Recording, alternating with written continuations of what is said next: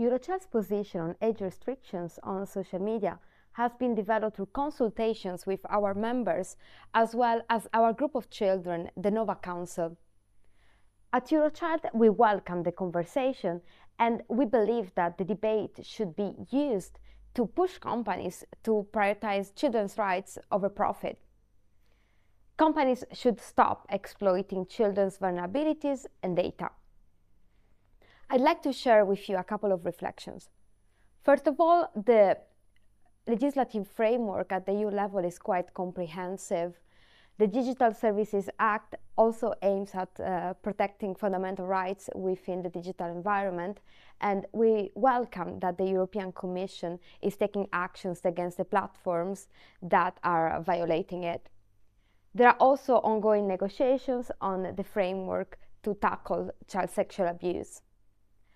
At the same time, there is a simplification package, and we are advocating for it not to threaten children's rights, especially under the AI Act that just started to be implemented, and the GDPR that is aimed at protecting people's data.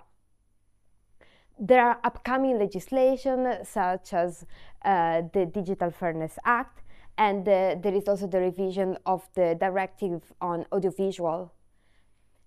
The framework is quite comprehensive, and it's important also that we continue to enforce it while strengthening it. Having potential age of digital majority would not prevent children from being exposed from the risks online. So it's very important that these negotiations would continue and advance.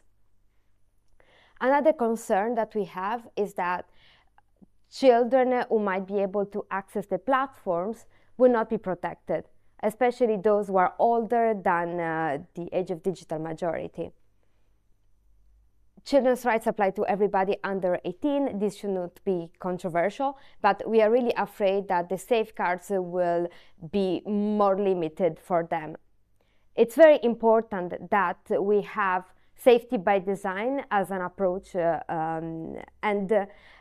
we are also concerned about the situation of the children who would somehow circumvent the ban. We are hearing, for instance, some companies in the context of the social media ban in Australia saying that they cannot protect children who are accessing the platforms because they don't know whether they are children or not, because they are not logged in. At Eurochild, we are advocating for safety by design to be the default, and then if adults want to be more challenged and exposed to more challenging content, they can easily do that by providing their consent. Finally, I'd like to share a final reflection. Children are on social media. They are seeking help, they are seeking support, they are seeking opportunities to participate and to express themselves. These are governments' responsibilities. All governments under the United Nations Convention on the Rights of the Child are obliged to provide these opportunities to children. The fact that they are on social media to look for these opportunities is something we need to speak about. Governments should really stop outsourcing these obligations to private companies and tech companies.